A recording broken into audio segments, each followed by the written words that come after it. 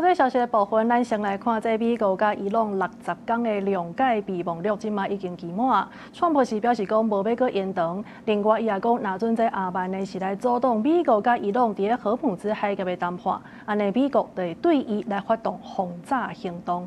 即马看到这美国呢伫个中东的议题表现，民调是显示讲，川普的支持率已经降到33%，这是第2任期上低纪录。 美国总统 Trump 17日在北京和9人的18岁救生员接见。一个 CNN 的记者问 Trump 针对缩减美国、韩国军演规模的问题，双方开始拌嘴game。Did he ask you specifically to scale back on those? Quiet. You're very disrespectful in front of this young man. Okay? Don't you find her disrespectful? He understands. Quiet. Who are you with? I'm with CNN.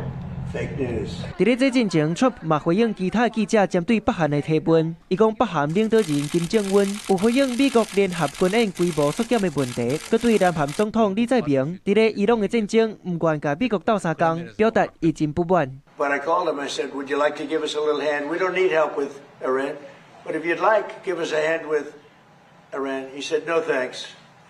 And I said, "Wait a minute. We have 39,000 soldiers over there guarding you from Kim Jong-un, your next door neighbor." 川普在礼拜一接受 Fox 新闻电话访问的时阵，伊讲美国当咧和伊斯兰革命卫队官员依次秘密管道，伊朗革命卫队发言人就公开反驳，否认双方在咧伊拉克艾比尔举行秘密会议的报道。美国和伊朗6月17签的谅解备忘录，60天的期限就要到啊！双方针对荷姆兹海峡的谈判，表示西牛照角。在咧战争进程，逐天尚无有130架船通过荷姆兹海峡，不过礼拜这天竟然无任何一架船登记通过。针对伊朗17宣布已经和阿曼甲荷姆兹航线敲好势啊，川普气甲威胁讲要甲伊的盟友阿曼绑甲摇。Would you say you're out of patience with Oman, a strategic No, I partner? don't think they behave very well, but we'd handle them very easily, just like we do other things. 根据路透社伊所报的上新的民调，有8成的美国人认为美的战争可能搁要一段时间，另外有6成4的美国人不满川普的表现。